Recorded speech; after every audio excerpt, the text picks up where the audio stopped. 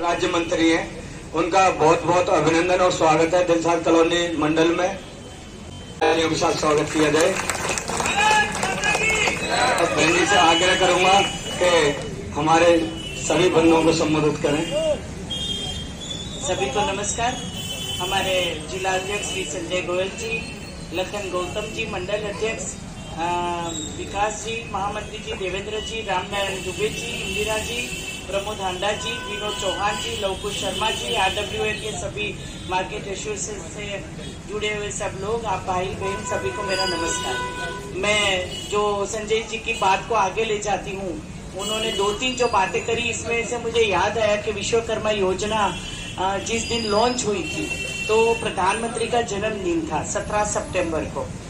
मैं टेक्सटाइल मंत्री होने के नाते हम 7 अगस्त को हैंडलूम डे बनाते हैं, तो हम लोगों ने सोचा कि उनको बोले कि हम लोग हैंडलूम के साथ में हैंडीक्राफ्ट वाले तो उसका भी कुछ सेलिब्रेशन होना चाहिए। लेकिन उन्होंने एक भी योजना अपने नाम से नहीं जोड़ी, प्रधानमंत्री के नाम से। मतलब जैसे बहुत पहले से नेहरू योजना, इंदिरा आवास, ये जो चलता था, इसके बदले में विश्वकर्मा प्रधानमंत्री योजना जब करी तो 17 सितंबर से, क्योंकि उनका जन्मदिन भी है और विश्वकर्मा जयंती भी है। विश्वकर्मा जयंती मतलब जिनके हाथों में करामत है और वो हाथों में जो हुनर है उनको कैसे उनको पगभर किया जाए, आत्मनिर्भर किया जाए। और जो सभी मंत्रियों को कहीं नहीं कहीं भेजते हैं, तो मुझे याद आया कि मैं 17 सितंबर को मैं लक्षद्वीप के टापू पे थी। वहां से हमें चुनाव नहीं जीतते हम लोग कभी भी, फिर भी उन्होंने एक भी क्षेत्र नहीं छोड़ा। जो हमारा जो लास्ट साउथ का छोर है, लक्षद्वीप में 9 अलग अलग टापू है, लेकिन उसी के ऊपर भी ऑनलाइन जब महिला जुड़ी थी, जो जिनकी सरकार नहीं है, जहाँ पे बीजेपी का शासन नहीं है, फिर भी पश्चिम बंगाल हो, केरल हो, तमिलनाडु हो, वहाँ पे भी उन्होंने वंदे भारत दिया। तो उन्होंने कभी ये डिस्क्रिमिनेशन नहीं किया कि मैं जो योजना बनाता हूँ वो कई तबके के लोगों के लिए ही है। लेकिन उन्होंने सबसे ज्यादा जो सोचा गरीबों के लिए, युवाओं के लिए, महिलाओं के लिए, किसानों के लिए, और उसी के इर्द गिर्द जो पूरी योजना बनाई और सरकार ने संकल्प किए। जैसे स्टेशन की बात करूं, 1300 स्टेशन को रीडेवलपमेंट करके अमृत भारत स्टेशन बनाने का संकल्प किया। क्योंकि चाय बेचते बेचते जो एक गरीब का बेटा, वो जो स्टेशन के ऊपर जो उनका जिंदगी जो बीती थी, तो उनको लगा कि स्टेशन हमेशा हार्ट ऑफ द सिटी होता है, उसको एक तरफ से एंट्री होती है, इसके बदले में दोनों छोर से हो जाए, वो सिटी सेंटर की तरह डेवलप है। नॉर्थ ईस्ट जैसे स्टेट में वहाँ लो बजट होटल होती है, एस्केलेटर होते हैं, सोलर सिस्टम होती है, और दिव्यांग फ्रेंडली स्टेशन जो बनाए जाते हैं, 24 घंटे खाना और चाय मिलती रहे। तो इसी तरह धीरे धीरे करके उन्होंने सभी मंत्रालयों को आगे बढ़ाया और उनको एक संकल्प दिया गया।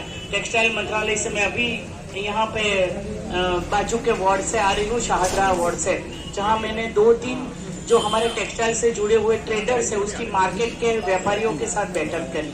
तो उन्होंने बोला है कि जैसे उन्होंने बोला पूरा देश मेरा परिवार है, तो ये मोदी परिवार की सभा में आप लोगों से हम लोग अपील करने आए हैं कि जैसे 25 तारीख को ये महादेव की स्टोरी तो सबने सुनी होंगी कि शिवलिंग के ऊपर दूध चढ़ाने के बदले में सब पानी चढ़ा के जाएंगे, तो सुबह पानी ही पानी होगा। तो हमें हमारा वोट कैसे देना है, हमें ये विकास में योगदान कैसे देना है, संकल्प कैसे करना है आने वाले 25 साल के लिए, जो 25 साल में भारत विश्व गुरु बनेगा। उन्होंने आयोजन किया है कि 2024 नहीं, 2029 में नहीं, 2047 में भारत में क्या होना चाहिए। 100 साल, अभी 100 दिन का भी प्लानिंग कर लिया है। पहले के समय में जब सरकार में चुनाव आता था तो 6 महीने तक सरकार में कोई काम नहीं होता, लेकिन अभी 4 तारीख को उन्होंने पूरे काउंसिल्स ऑफ मिनिस्टर में तय किया कि मेरा काम चलता रहेगा, मैं हमेशा संघर्ष करता रहूंगा। उन्होंने नीति भी अच्छी बनाई, निर्णय भी अच्छे किए, और हाँ, उनकी नीयत भी अच्छी है। तो उसी प्रधानमंत्री जी को, नरेंद्र भाई को तीसरी बार प्रधानमंत्री बनाने के लिए हम संकल्पबद्ध रहे और हम लोग अपना पूरा योगदान करें। और जैसे बहुत सारे दान के महत्व होते हैं कि हम लोग कन्या दान करते हैं, देह दान करते हैं, गोदान करते हैं, कई प्रकार के दान। तो लोकशाही के बड़े पर्व में मतदान करना ये भी सबसे बड़ी बात है। उनका अगर सुना होगा कि हमारे देश की इतनी बड़ी जो हमारी व्यवस्था है, चुनाव व्यवस्था, जिनमें चुनाव के बाद वो तो बहुत सारे वो निकालेंगे। वो आपने टीवी पे देखा होगा कि कई विश्व गुरु की और बड़े हुए जो जहाँ डेवलप कंट्री है उनको भी आके देखना चाहिए कि 140 करोड़ की जनता किस तरह से ये चुनाव प्रक्रिया में आती है।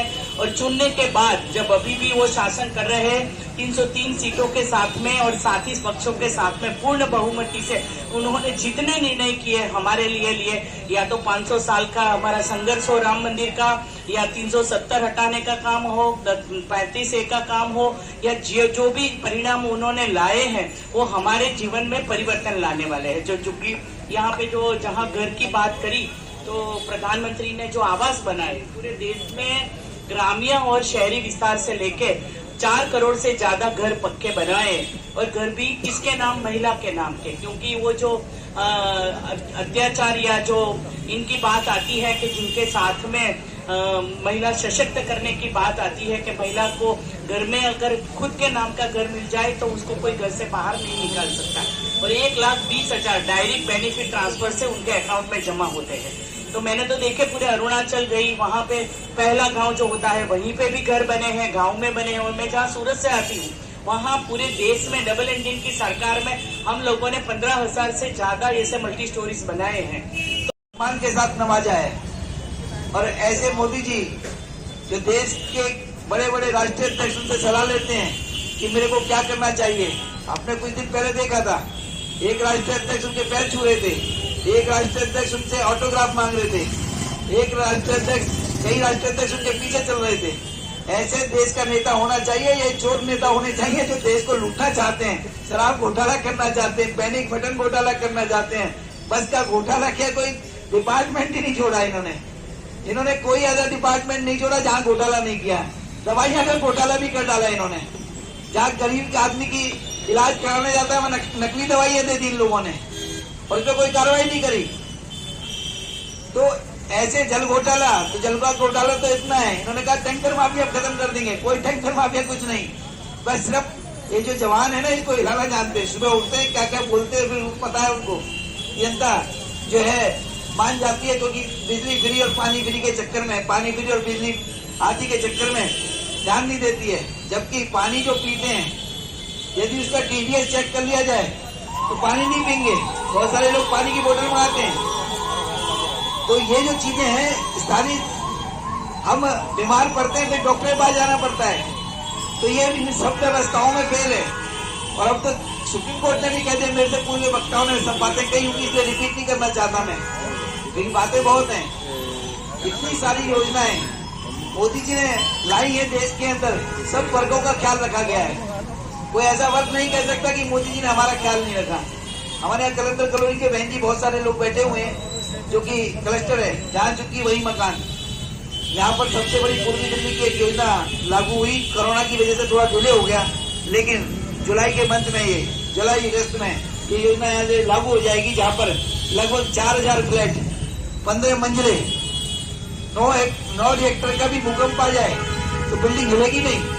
जहाँ आपके अंदर क्या नाम है, आपके पार्क होंगे, जहाँ आपकी पार्किंग होगी, जहाँ आपका स्कूल होगा छोटा सा, जहाँ आपके क्या नाम है बच्चों के लिए स्वास्थ्य केंद्र होगा। और ऐसा 15 मंजिल से नीचे आपको कूड़ा फेंकने नहीं आना पड़ेगा। 15 मंजिल पर कूड़ा आप डालेंगे तो नीचे से उसमें साफ्ट के जरिए नीचे कूड़ा इकट्ठा हो जाएगा। आज हम कई सारे लोगों को घूमने भी गए थे वहां पर,